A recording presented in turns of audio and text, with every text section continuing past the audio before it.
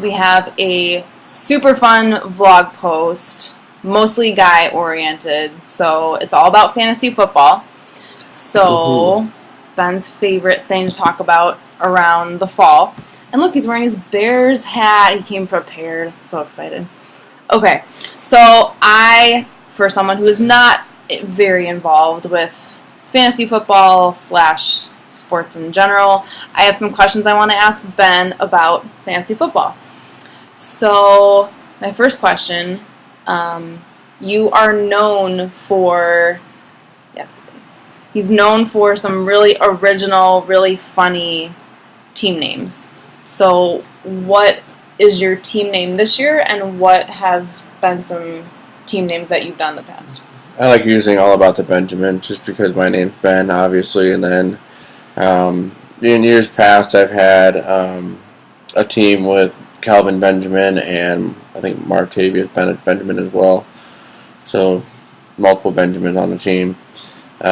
Usually what I do is I try to find out what player has a funny name that would be fairly decent. I have examples here that I've used before or just have looked at.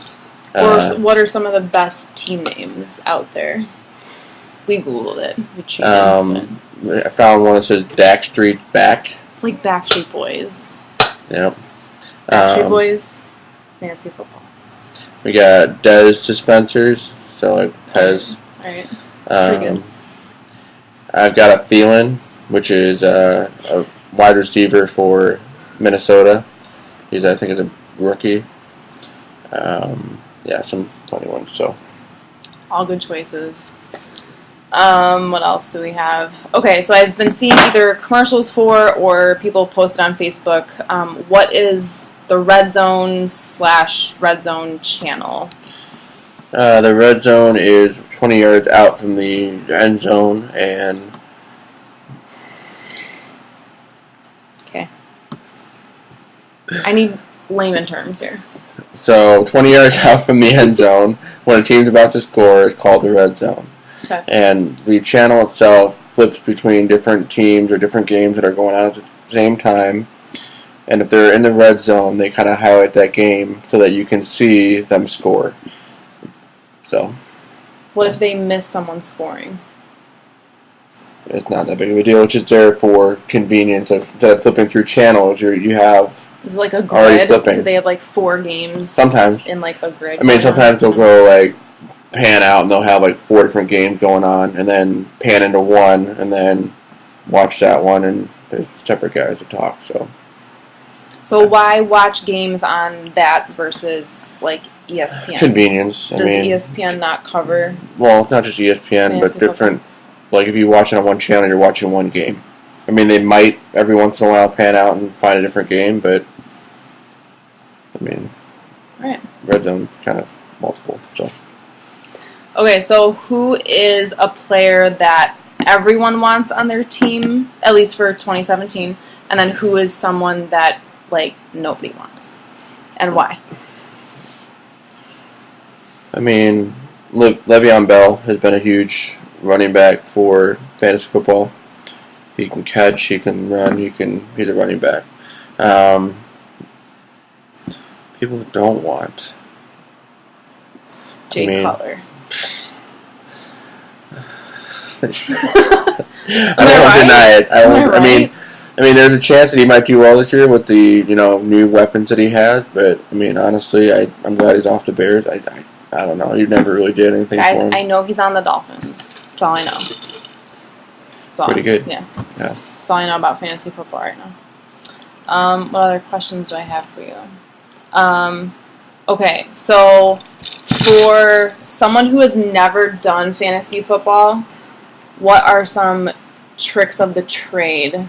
Like, if I was to do my own draft, which will not happen because I don't understand it, what are some tips and tricks that you have learned in your expertise over the last couple of years? Well, there's different things that go into it. You have to know if it point-wise, if you get points per reception, like as a wide receiver, you're going to get points per time to catch the ball. You might want to start by drafting a wide receiver or running back. I mean, generally those are the first people to go. Then it's usually quarterback, tight end, or other way around, depending on who drafts the quarterback first. It might start something that domino effects. I mean, honestly, you do your research and just see what the stats were last year and what they expect to do this year. What if they did horrible last year? Do you risk it and put them on your team this year to see if they can redeem themselves? They probably won't be so high on the draft. I mean, unless they have some kind of upside where they might have worked out really hard. I mean, you do all the research you can. You see what they did during the off season, and yeah. What happens when one of your players gets injured, like in real life? So then, like, do they go on like the bench for your team? I mean, if you're out for the season, you may as well drop them. Or if you're out for the season, you may as well drop them. If they get hurt, you might. Some leagues allow a DL position where you can put a player on DL and then add a different player to your team. You have a certain amount of players you only have. And if you put a person on, if someone gets hurt and you don't have a DL spot, you basically lose a spot on your roster because you have to keep them on the bench. They just sit there? Yeah. Taking up space? Yep. Cool. What is a reasonable amount to enter the draft for a pool, like with guys from work or something? Usually like 25 to 50. That's reasonable? Mm-hmm. And what is, like, either you personally or hopefully not you personally, what is some, like, either a friend or someone that you know of, like, what's the most that you know that someone is paid to enter a draft? I've seen anywhere from like 200 to 300. Yeah. And you have to know that you're going to win, hopefully. Well, there are some drafts where it's a bidding draft where you basically put money down to buy a player. And you have a certain amount of money, and you just utilize that money through that draft. So, I'm learning so much right now. So what you're getting a crash course. Yes. What do your bragging rights entail when you win? Ben has won a couple rounds from past employers and pools that he's done at work. So when you win, what do your bragging rights entail? Just like until next season that you're the reigning champ? I mean, honest, yeah, pretty much. It's not huge. You don't go showboating around town? I mean, there's talk about it. I mean, typical competition. I mean, Alright. What else? What happens if you have someone mentally picked out for who you want on your team, and the person ahead of you for draft picks snatches them at the very last second? You got to plan for that. Do you quit right then and there, or what do you do? No, you have a couple people picked out just for that. Like, you look at the list of people who are available, and you say who's the best available, or whoever. If you're picking a specific spot, and you try to pick out who, you figure this guy's going to be going, who am I going to pick in place of that guy? But then it throws everything off. Like, at the last minute, you're like, I'm going with Jay Cutler, which you would not go for Jay Cutler. But if you have Jay Cutler in mind, you really hate the guy, don't you? No, I like him. I like his wife's shoe line. So, okay. But, yeah, so it's like you have to start all over. Like, you're back to square one. You don't have to start over. You just got to know how to move forward. Strategize, I guess. Yeah.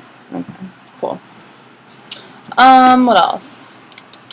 Okay, last but not least, this is a big question. I found a website where it said 57.4 million people played fantasy football in 2016. My question is why?